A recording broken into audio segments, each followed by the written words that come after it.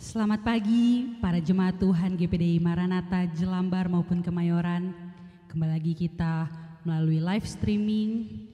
Walaupun live streaming kita percaya kuasa Tuhan gak akan berkurang sedikit pun.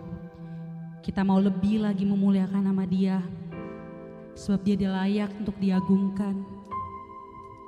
Sebab Dia adalah sinar kemuliaan. Dialah yang melingkupi kita, saudara-saudara.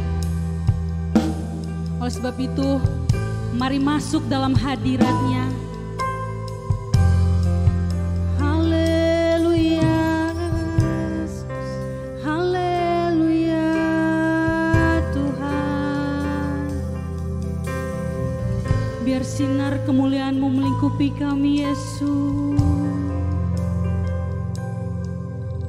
Sinar kemuliaan-Mu Bapa memenuhi sekelilingku. Ku rasakan hadirat-Mu, Kau tenggelamkan jiwaku. Ku ingin tetap tinggal bersama-Mu. Sebab sinar-Mu Tuhan yang melingkupi kami.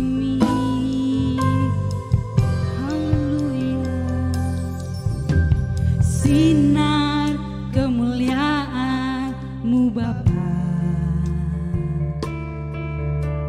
memenuhi sekelilingku. Ku rasakan hadirat-Mu, Kau tenggelamkan jiwaku. Ku ingin tetap tinggal bersama-Mu.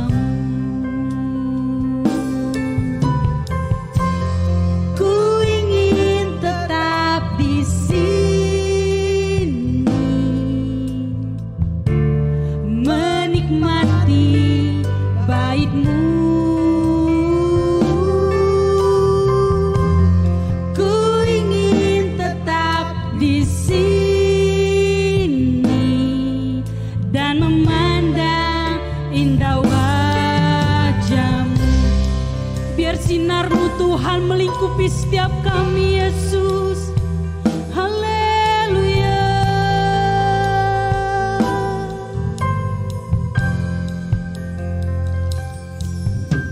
Sinar kemuliaan-Mu Bapa memenuhi sekelilingku. Rasakan hadirat-Mu, Kau tenggelamkan jiwaku.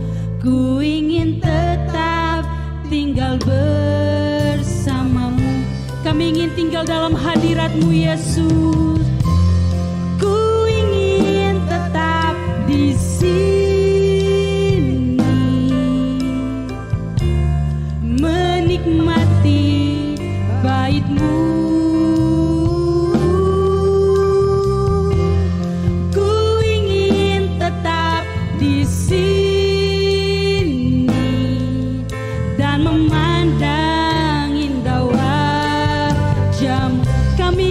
Di sini Tuhan.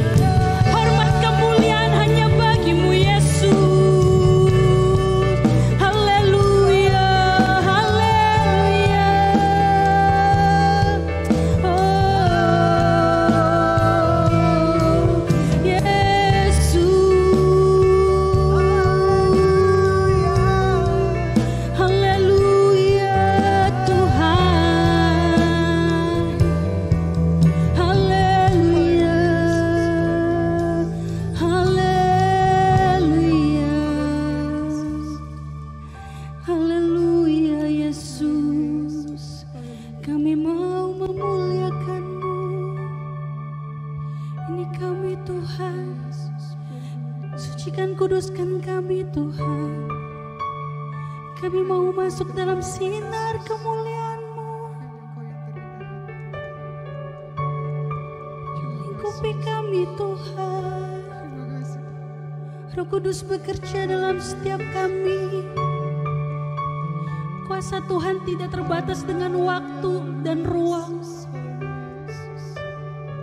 Kami mau memuliakan nama-Mu dengan senap hati kami Tuhan. Di dari akhir zaman ini Tuhan, hal yang paling terpenting adalah mencari wajah-Mu lebih lagi Tuhan.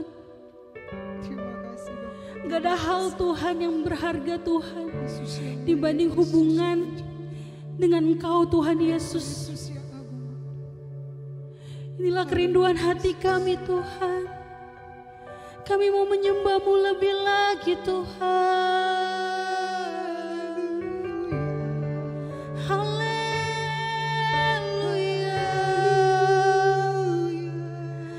Haleluya. Tangannya kami terangkat Tuhan. Tanda kami berserah kepada-Mu Tuhan.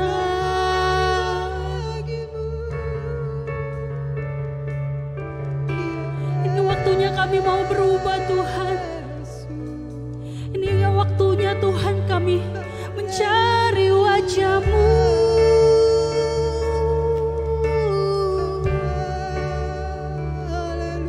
Haleluya.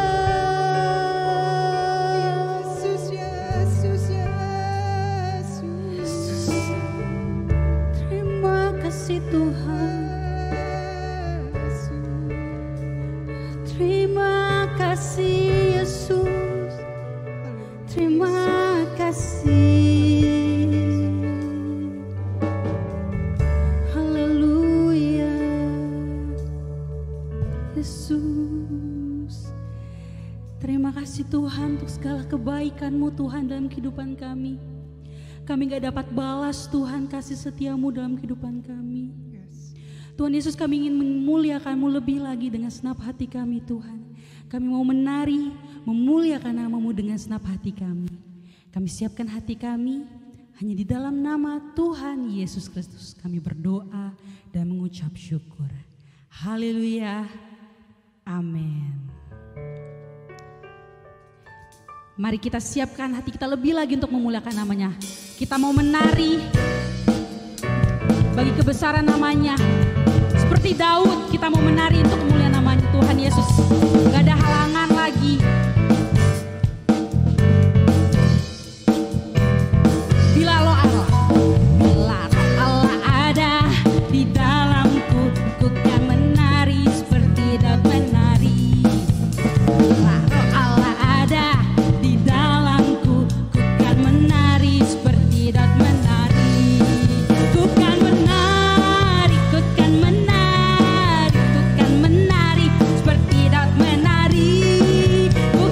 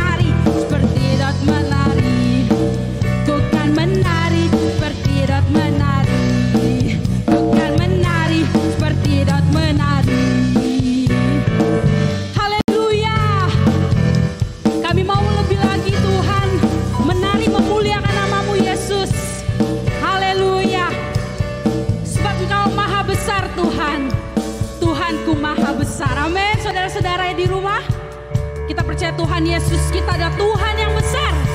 Amin.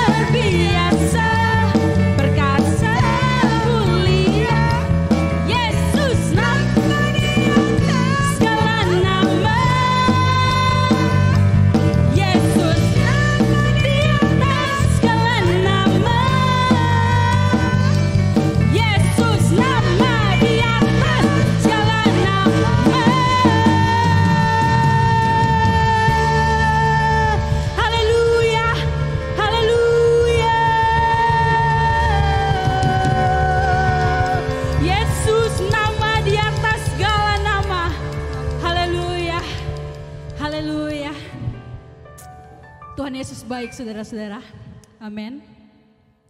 Kita siapkan hati kita untuk mendengarkan firman Tuhan. Biarlah firman Tuhan boleh tertanam di hati kita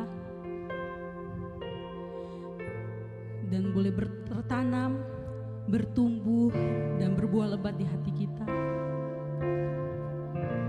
Sebab kerinduan kami Tuhan datang padamu Yesus.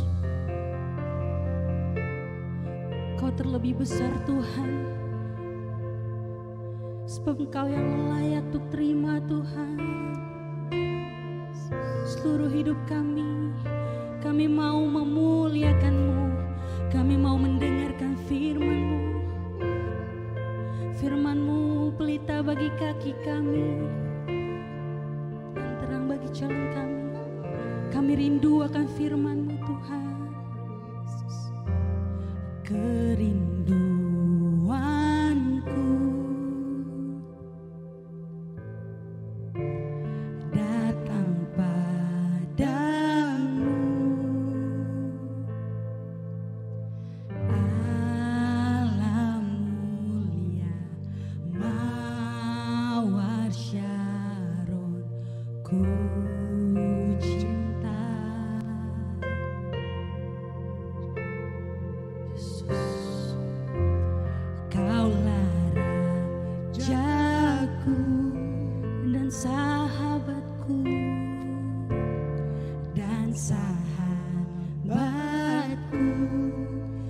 terindah Yesus, terindah,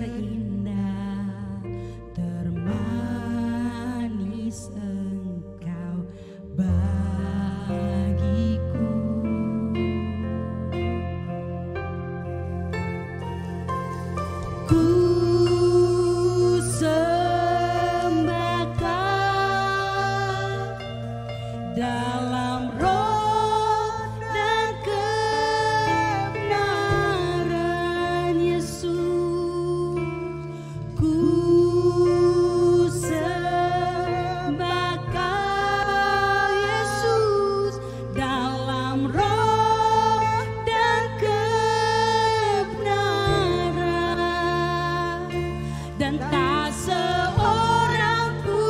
Jua seperti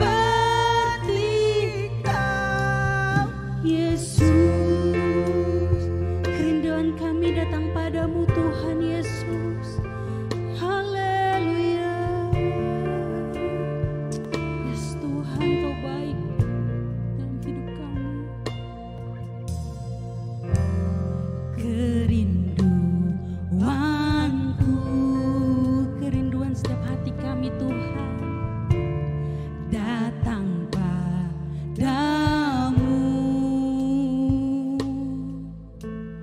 Alam mulia mawar Syaron, ku cinta Kau sahabat kami Tuhan. Kaulah Rajaku dan sahabatku,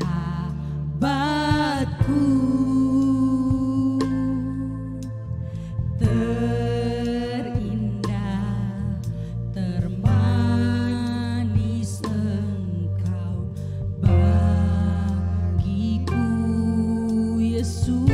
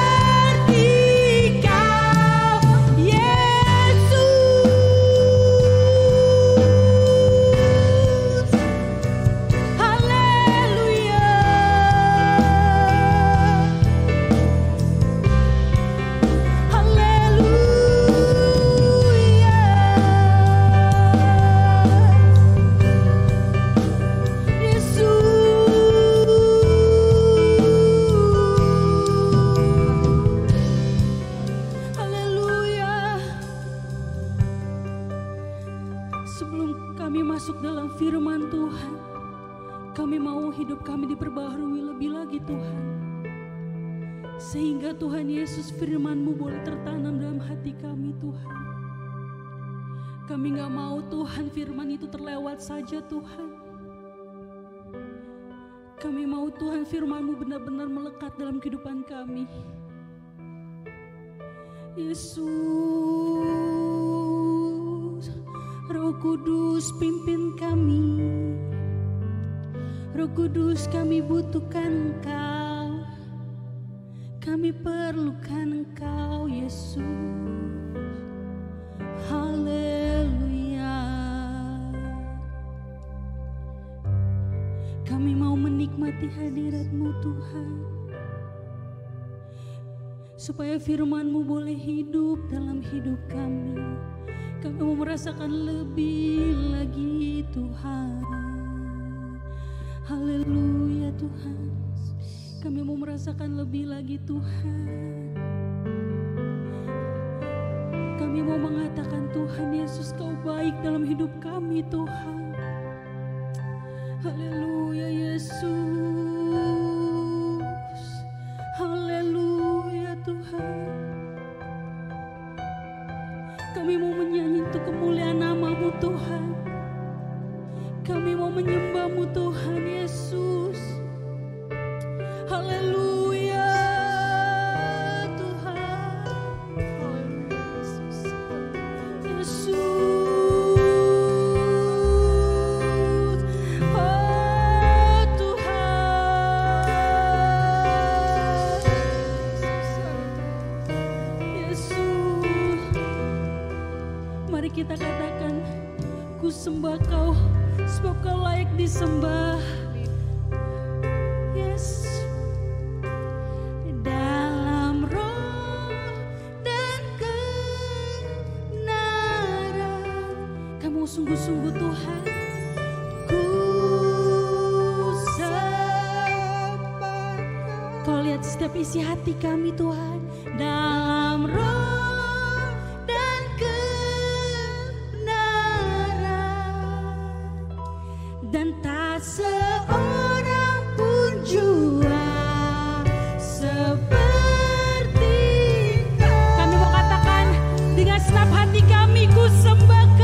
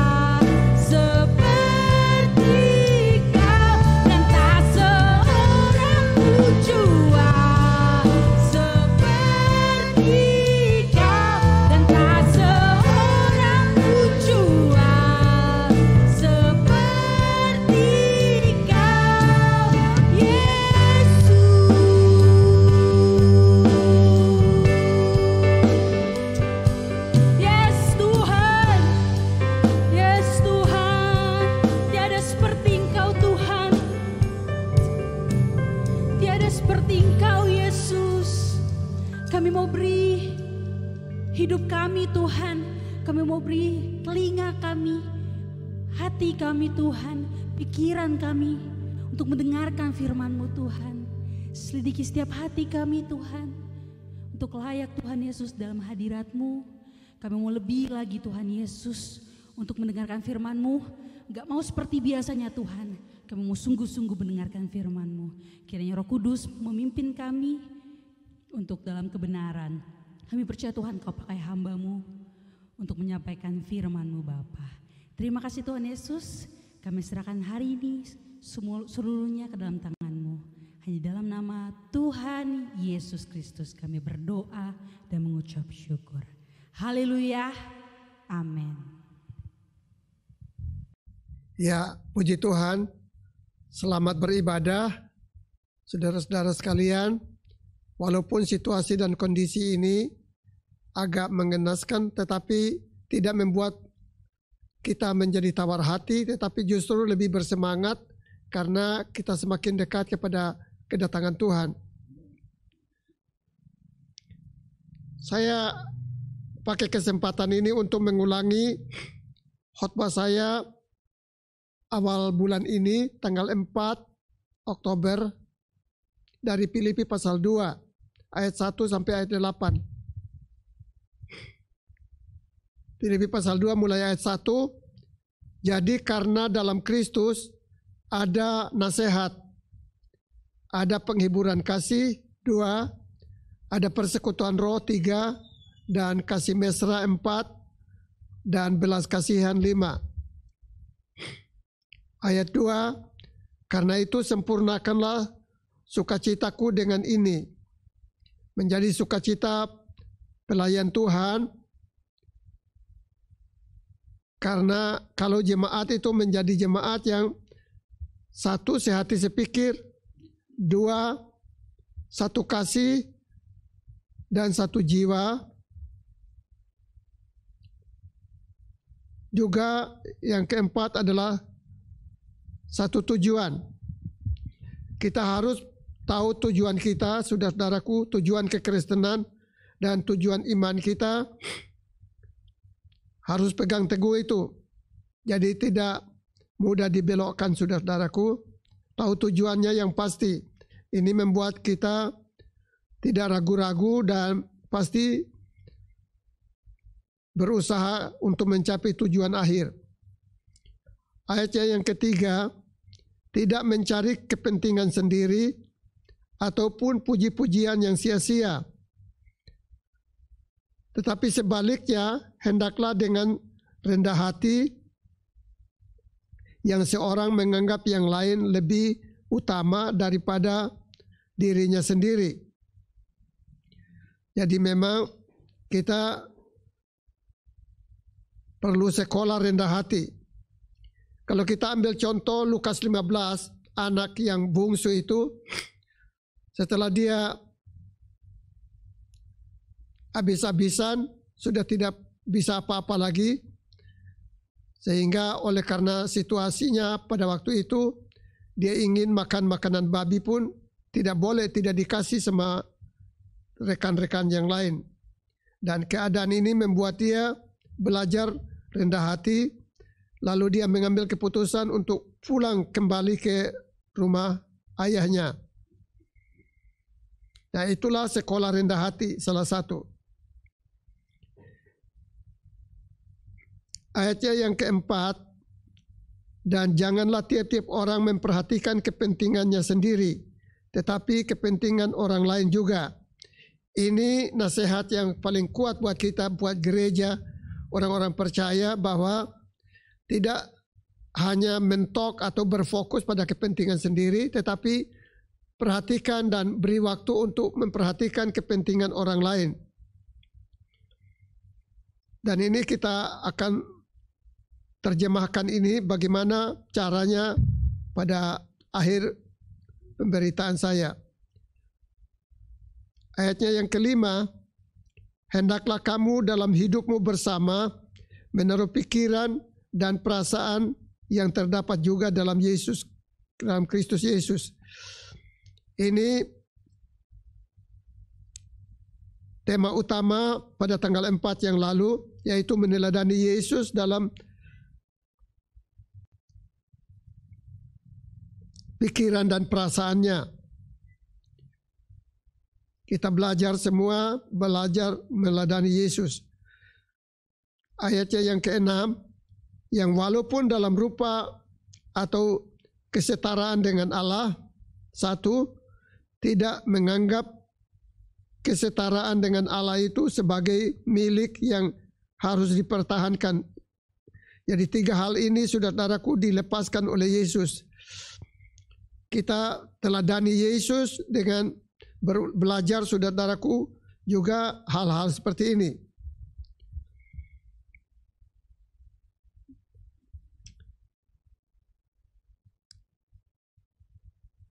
Ayat yang ke-7, melainkan telah mengosongkan atau menghampakan dirinya sendiri dan mengambil rupa atau model seorang hamba atau seorang budak dan menjadi sama dengan manusia.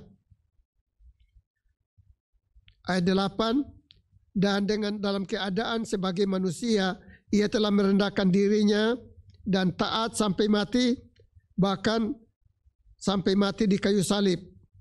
Inilah penderitaan yang sangat menyakitkan, saudara-saudaraku, kematian yang sangat menderita, yaitu disalib, mati pelan-pelan, terhina, dan menjadi ejekan atau olokan bagi banyak orang.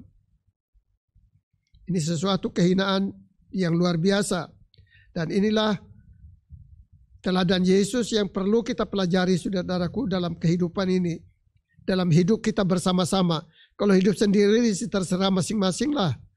Tapi kalau kita hidup bergabung sebagai satu keluarga, sebagai satu jemaat, sebagai satu bangsa, satu masyarakat, taruh pikiran dan perasaan yang ada pada Yesus Kristus. Yang kita perhatikan tadi itu, walaupun dalam rupa Allah, tidak menganggap kesetaraan atau keserupaan dengan Allah itu sebagai milik yang harus dipertahankan atau dibela. Melainkan telah mengosongkan atau menghampakan dirinya sendiri dan mengambil rupa seorang hamba atau model seorang hamba, kepribadian seorang hamba, dan menjadi sama dengan manusia, sama seperti kita. Di sini kita lihat bahwa Yesus adalah Allah 100%, tetapi juga dia manusia 100%. Dan dalam keadaan sebagai manusia, ia merendahkan dirinya dan taat sampai mati. Jadi taat itu bukan hanya 10 tahun, 20 tahun, tetapi taat sampai mati. Sampai hidup ini berakhir, saudaraku, itulah ketaatan kepada Tuhan. Bahkan sampai mati di kayu salib, mati kematian yang sangat hina dan memalukan.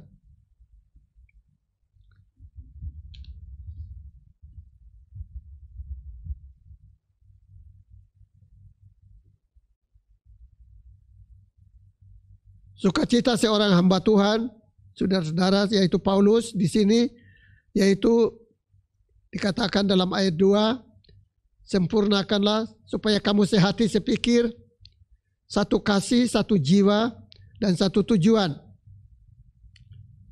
Perhatikan tujuan hidup kita. Tujuan kita, saudaraku, menjadi mengiring Tuhan.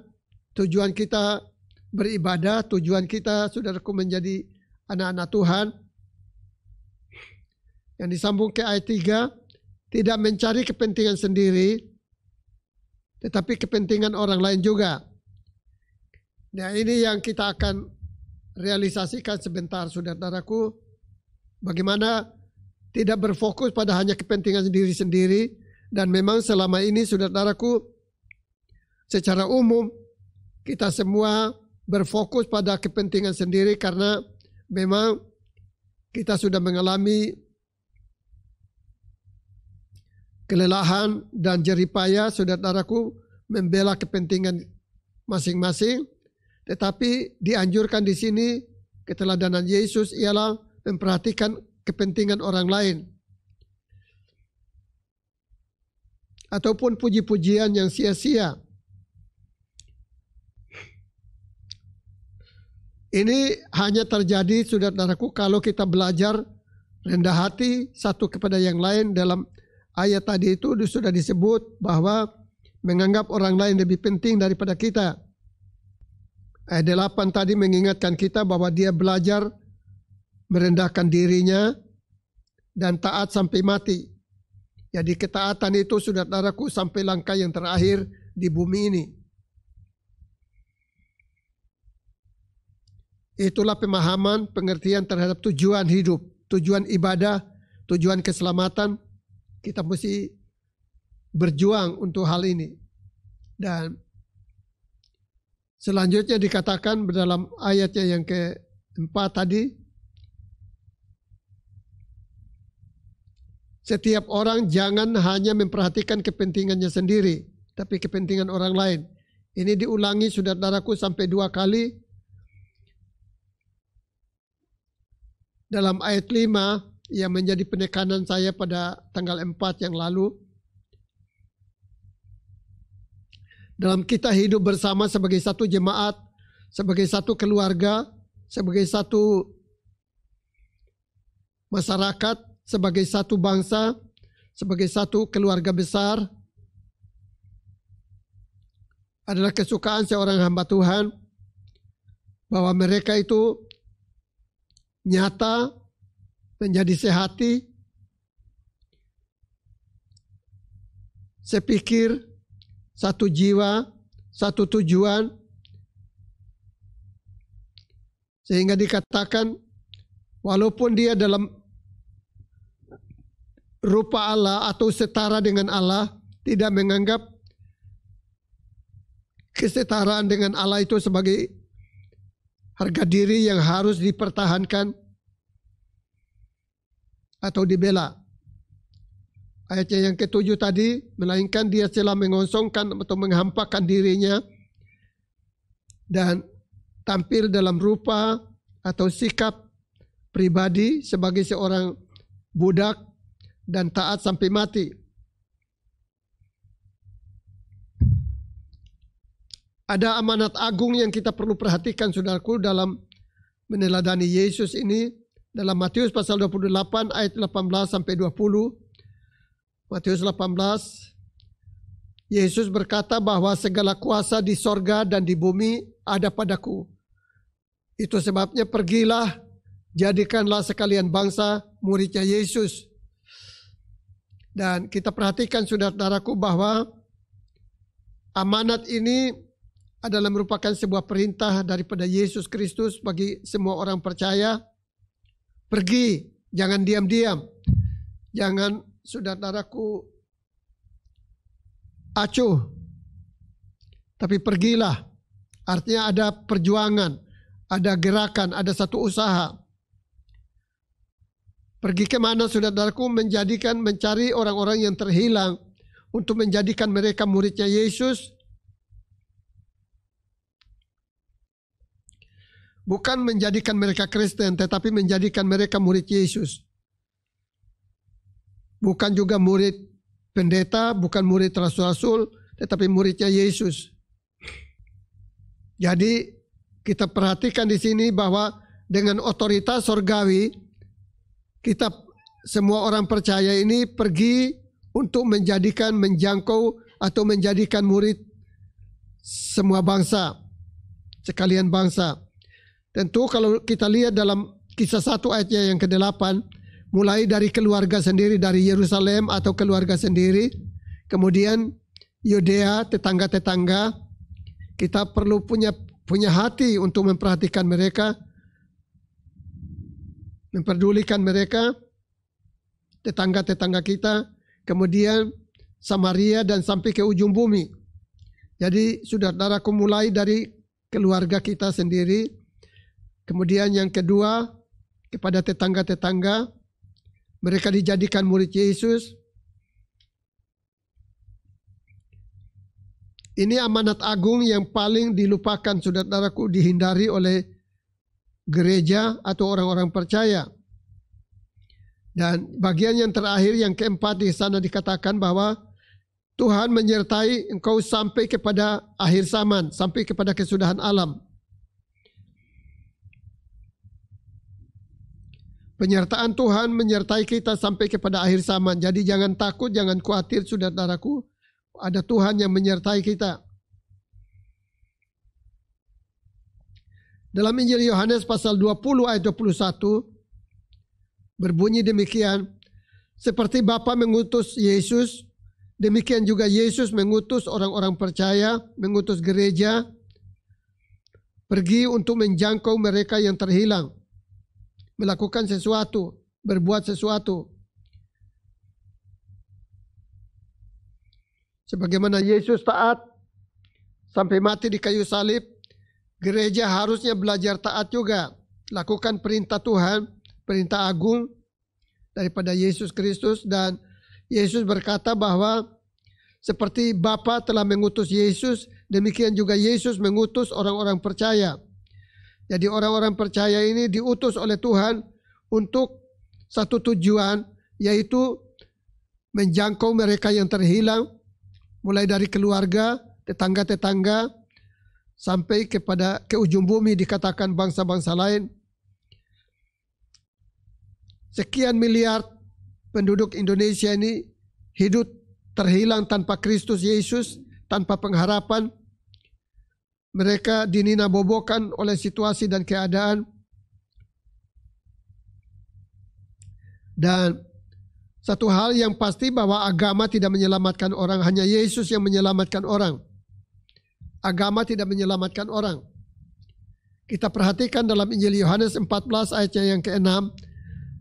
Tidak ada seorang pun sampai kepada Bapa kecuali melalui Yesus. Kisah Rasul pasal 4 ayatnya yang ke-12 juga mengingatkan kepada semua. Di kolong langit ini tidak ada nama lain yang di dalamnya orang bisa diselamatkan kecuali di dalam nama Yesus Kristus. Dalam nama Yesuslah ada keselamatan bagi semua orang di bawah kolong langit ini. Nah, ini hal yang perlu kita perhatikan, saudaraku. Karena Yesus mengutus semua orang percaya.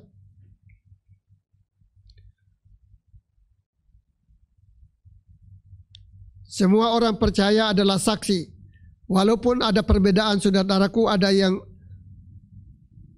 saksi atau penginjil 100% sepenuh waktu, ataupun saudaraku orang-orang percaya ini ada yang penginjil ya setengah waktunya atau sebagian hidupnya.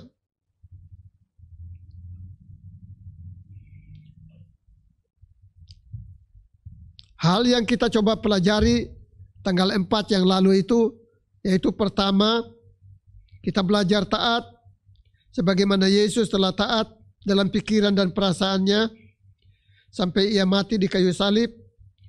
Dan hal yang kedua yang kita pelajari ialah bahwa ada pelipat gandaan. Ini perjuangan Yesus. Kita lihat Yesus satu orang lalu menjangkau 12 murid. Dan pada hari Pentakosta menjadi 120. Dan kisah 2 ini kita mengingat gereja lahir dalam Kisah pasal 2. Ini yang kita perlu teliti dengan baik. Bagaimana gereja itu, cara gereja itu hidup dan bergerak dalam Kisah Rasul pasal 2. Sehingga kita lihat, saudaraku, dalam ayatnya yang ke-41 di sana dikatakan bahwa setelah disampaikan firman Allah oleh Petrus, maka ada 3.000 orang bertobat. Dan ayat 47 katakan tiap-tiap hari Allah menambahkan jumlah mereka dengan orang yang percaya. Dalam pasal 4 ayat 4 naik lagi menjadi 5.000 orang. Begitu dahsyat, saudaraku, karena kegerakan yang terjadi, semua mereka itu memberi hidup dan hati mereka kepada Tuhan dan bersedia untuk melakukan firman Allah. Karena kalau kita lihat, saudaraku,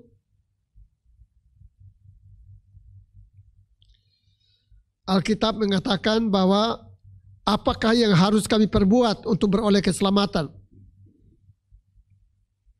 Dalam Injil Lukas pasal 3 ayat 8, hasilkanlah buah yang sesuai dengan pertobatan. Jadi orang-orang Kristen ini diharapkan menghasilkan buah-buah, dan Tuhan akan meminta buah-buah pelayanan. Kalau bicara tentang buah pelayanan, saudaraku, maka kita lihat dalam Injil Lukas pasal 19 dan Matius pasal 25. Di situ dalam Lukas pasal 19 itu dikatakan bahwa ada 10 hamba yang dipanggil oleh tuannya untuk menerima talenta-talenta, dan yang sebagian diberikan 5 talenta, yang sebagian lagi menerima 2 talenta. Ada yang menafsirkan itu sekitar 35 juta.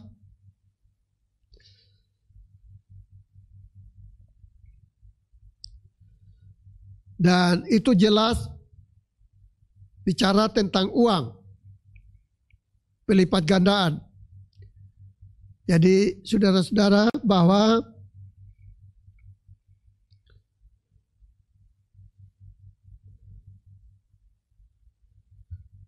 Kita juga memperhatikan kalau kita didorong saudara-saudaraku oleh firman Allah bahwa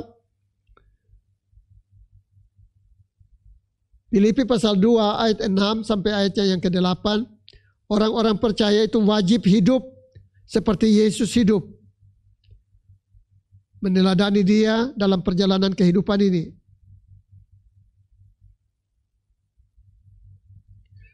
Karena kita lihat saudara-saudaraku, iman tanpa perbuatan, jadi kepentingan orang lain juga, itu iman adalah iman yang mati.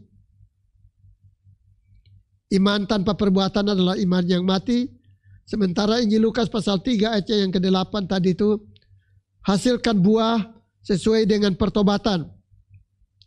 Jadi ada buah-buah yang dihasilkan. Kalau kita kembali kepada Injil Lukas pasal 19 itu, Tuhan itu berkata bahwa baik sekali perbuatanmu, hai hamba yang baik dan setia. Engkau setia dalam hal yang kecil, engkau dipercayakan dalam hal yang besar. Lalu Tuhan itu berkata, masuklah ke dalam kebahagiaan Tuhanmu. Jadi masuklah ke dalam kebahagiaan. Kita ingat 5 anak darah yang bodoh, yang pintar itu, mereka menyongsong masuk ke dalam pesta perjamuan kudus dengan mempelai laki-laki itu. Jadi gereja dituntut untuk menghasilkan buah. Betapa menyenangkan saudara-saudaraku Injil Lukas pasal 19 itu dan Matius pasal 25 mengingatkan kepada kita sekalian bahwa mendengar Yesus berkata, baik sekali perbuatanmu wahai hamba yang baik dan setia, masuklah ke dalam kebahagiaan Tuhanmu. Bandingkan dengan yang menerima 1 talenta, dia dalam Injil Lukas pasal 19 itu dia bungkus dengan sapu tangan, dia kantongin. Dalam Injil Matius pasal 25 itu dia kuburkan dalam tanah. Dia kuburkan dalam kesibukan hidupnya. Dia membiarkan saja itu terbengkalai dan tidak diurus, tidak dipedulikan.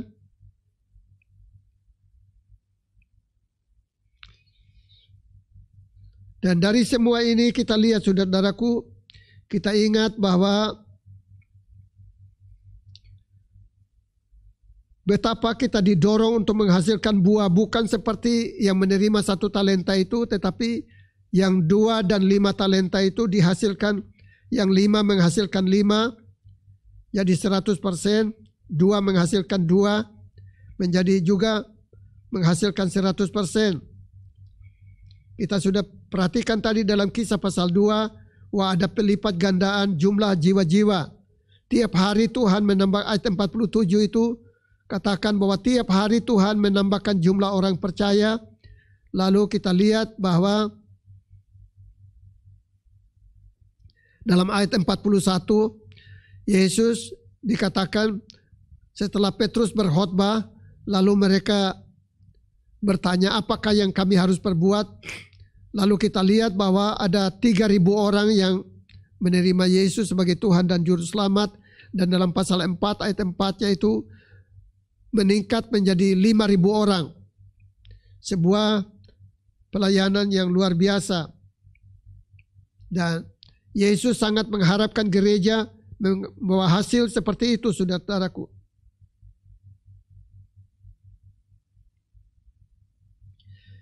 Kita coba lihat Injil Lukas pasal 21 ayatnya yang kedua, atau dari ayat 1 sampai ayat 4. Janda miskin itu memberikan 2 peser. 2 peser saja. Tetapi dia telah memberi daripada kemiskinannya. Dan Yesus berkata bahwa dia telah memberi lebih banyak daripada orang-orang kaya yang memberikan sejumlah besar uang. Karena mereka memberi dari kelebihan mereka, tetapi janda miskin ini memberi dari kekurangannya, dari ketidakpunyaannya. Dan dengan penjelasan seperti ini, saudara-saudaraku, maka perlu saudara-saudaraku kita bertekad, bersekutu bersama-sama. Dalam Filipi pasal 2 tadi itu ada nasihat, ada persekutuan roh, ada kasih mesra dan sebagainya. Dikatakan jangan hanya melihat kepentingan sendiri tapi kepentingan orang lain juga. Dan itu sebabnya saudaraku, ada satu gerakan yang saya ingin lebih prioritaskan kepada majelis gereja dan para diaken. Saya mohon maaf karena situasi dan kondisi keadaan kita tidak bisa ketemu, maka saya bawa melalui pelayanan khotbah ini.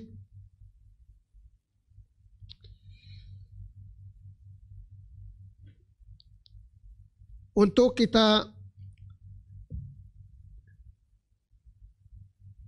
kalau kita lihat Injil Lukas pasal 3 ayat 11 sampai 14.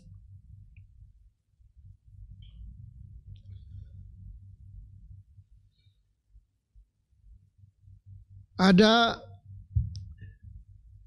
orang-orang yang kita lihat seperti misalnya contoh Mother Teresa pergi ke India dan menghabiskan hidupnya di sana untuk menolong orang-orang yang terbuang, orang-orang yang tidak terhilang, di orang-orang yang menjadi sampah masyarakat di India, dan dia merangkul dan memperhatikan, menolong mereka semua, dan dia mendapat hadiah Nobel. Ada seorang bernama Kimball, saudaraku, melayani bersaksi kepada seorang pemuda yang kemudian belakang hari diketahui bahwa itu adalah siapa dia penginjil terkenal itu? Bill Graham. Bill Graham menginjil dan memenangkan ribuan jiwa di seluruh dunia. Dulunya dia seorang pegawai pembuat sepatu di sebuah kota, dan Kimball ini melayani dan bersaksi kepada anak muda ini yang kemudian belakang hari bahwa dia ternyata Tuhan pakai dia menjadi hamba Tuhan yang luar biasa. Bill Graham menjadi hamba Tuhan yang sangat terkenal dan memenangkan ribuan jiwa di seluruh dunia. Nah, ini contoh-contoh yang buat kita, saudaraku, bahwa hari ini kita bisa melihat seorang yang tidak ada harganya, tidak ada nilai apa-apa, tetapi mungkin di belakang hari dia bisa menjadi seorang yang besar seperti Bill Graham. Seorang tukang sepatu yang tidak dianggap orang, miskin dan tidak punya masa depan, tetapi karena dia menerima Yesus sebagai Tuhan dan Juru Selamatnya, akhirnya dia memberi hatinya kepada Tuhan, dan Tuhan pakai dia menjadi penginjil untuk memenangkan orang-orang yang terhilang tanpa Yesus.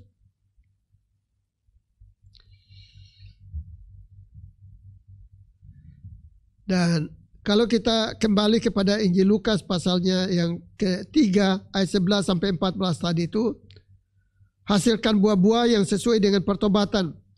Lalu ada juga mereka bertanya, apa yang kami harus perbuat? Dan dia memberi nasihat kepada tentara-tentara bahwa jangan merampas dan cukupkan dirimu dengan gajimu. Dan itu sebabnya, saudaraku, sekali lagi saya katakan, menghimbau bahwa baik majelis gereja maupun para diaken-diaken, hamba-hamba Tuhan, dan juga pelayan-pelayan mimbar beserta seluruh jemaat pada umumnya, kita diharapkan ada satu kesatuan, saudaraku, di antara kita untuk satu gerakan, saudaraku, dengan memperdulikan orang lain, yaitu orang-orang yang kurang beruntung dalam hidupnya. Tentu saja, saudaraku, kita gerakan kumpulkan sedikit uang sesuai dengan kemampuan masing-masing. Tadi sudah diberi contoh mengenai seorang janda miskin. Cuma dia memberi 2 peser, tetapi Tuhan mengatakan bahwa dia memberi lebih banyak daripada orang-orang kaya.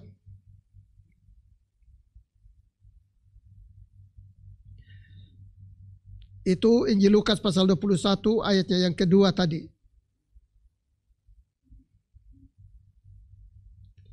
Walaupun pemberiannya hanya 2 peser, tetapi dia memberi lebih banyak daripada orang kaya.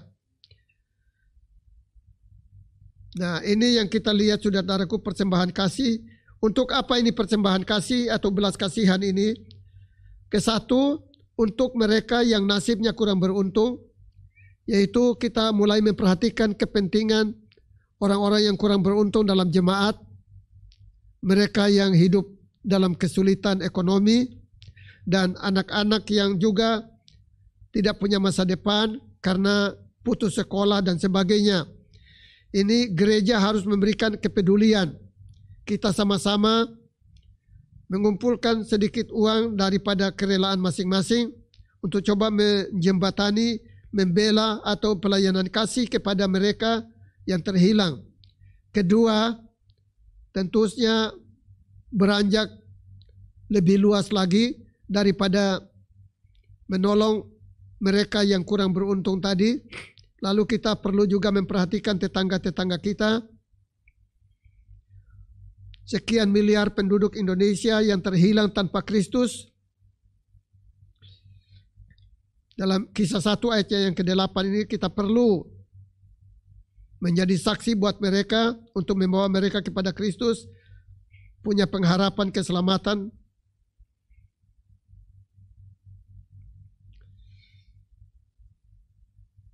Dan ini yang kita lihat saudara-saudaraku. Saya harap ini dapat terjadi. Tentu ke depannya saudara-saudaraku, kita perlu seorang bendahara yang akan mengatur semua ini, dan dia tidak akan mengeluarkan uang menurut keputusannya sendiri, tetapi dia akan mengeluarkan uang. Kita perlu saudara-saudaraku sistem keuangan terbuka, dan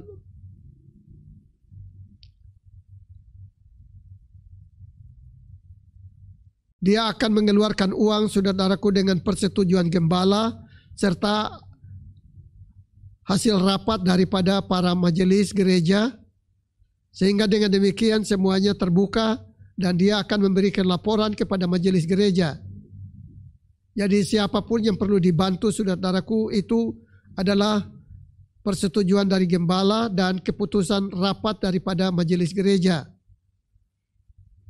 Hal-hal seperti ini perlu kita atur saudara-saudaraku untuk kelangsungan kepada masa depan. Kalau kita ingin melihat saudara-saudaraku jiwa-jiwa yang terhilang ini dapat dijangkau saudara-saudaraku, seperti kita lihat dalam Kisah pasal 2 tadi, saya ulangi.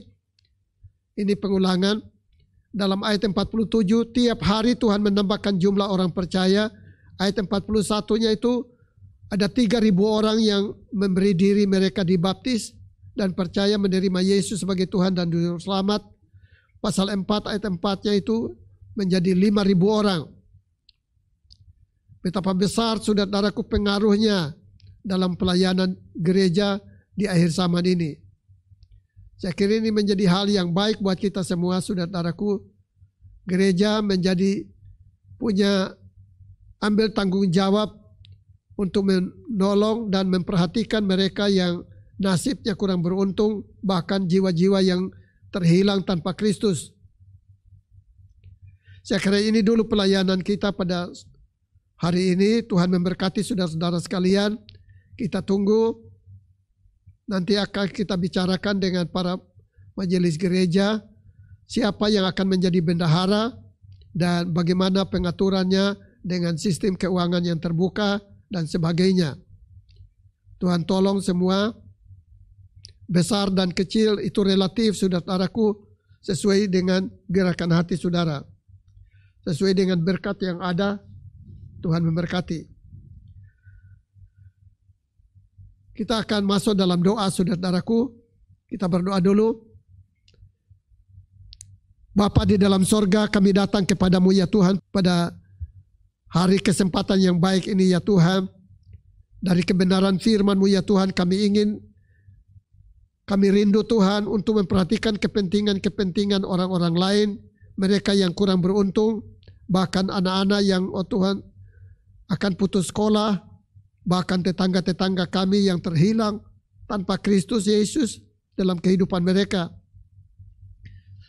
Itu sebabnya Tuhan, kami berdoa kiranya pelayanan kasih daripada jemaat semuanya, saudaraku, mereka berlomba-lomba untuk menghasilkan buah sesuai dengan pertobatan, menjadi tanda bahwa mereka adalah benar-benar milik Tuhan, umat yang dipanggil dan diselamatkan oleh Tuhan. Kami yakin Tuhan bahwa tidak ada contoh dan teladan kecuali Yesus Kristus dalam Filipi pasal 2 ayat yang kelima itu, dalam kehidupan kita bersama sebagai satu keluarga, satu jemaat, satu kesatuan dalam bangsa dan negara, satu masyarakat dunia.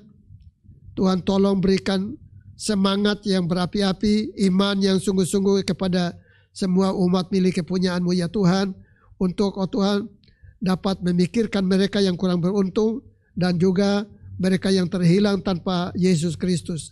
Terima kasih banyak Bapa di dalam sorga. Kami alaskan doa ini dengan mengucap syukur dalam nama di atas segala nama, yaitu Yesus Kristus Tuhan dan Juru Selamat kami. Haleluya. Amin.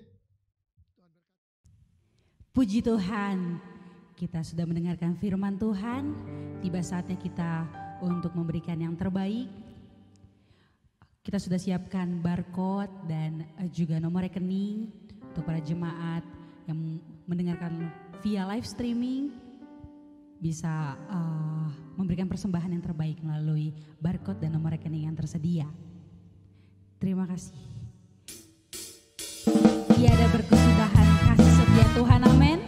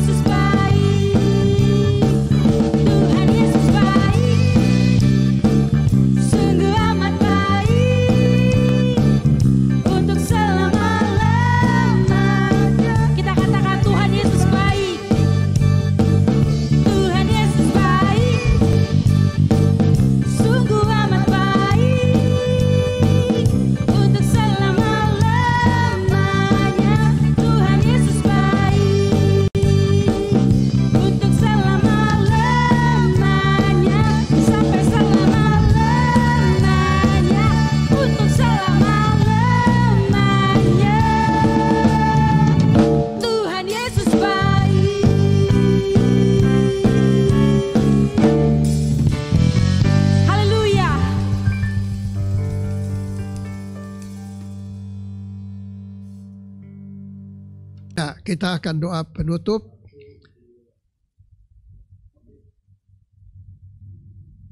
Kita memohon berkat, saudara siapkan hati dan angkat tanganmu, izinkan Tuhan turun tangan dalam seluruh permasalahan kita. Bapa di dalam sorga, kami tahu segala pujian, hormat dan kemuliaan hanya bagi Engkau Tuhan dan Juru Selamat kami. Itu sebabnya Tuhan, kami memberkati seluruh umat milik kepunyaan-Mu, domba-domba-Mu ya Tuhan Yesus, bukan jemaat kami, tetapi karena bukan hanya Engkau saja yang mati bagi jemaat ya Tuhan, buat setiap orang. Itu sebabnya umat ini adalah milik kepunyaan Tuhan. Tuhan berkati mereka dengan Tuhan, dengan sukacita dan damai sejahtera. Engkau yang membuat mereka berhasil dan beruntung, berkati usaha pekerjaan dan mata pencaharian mereka. Sehat-sehatkan semuanya ya Tuhan, dengan pemeliharaan dan perlindungan. Kuasa mujizat-Mu Tuhan sungguh nyata di tengah-tengah umat-Mu, dan berkat Allah sungguh dicurahkan bagi semua kekasih-kekasih-Mu. Terima kasih banyak Bapa dalam sorga.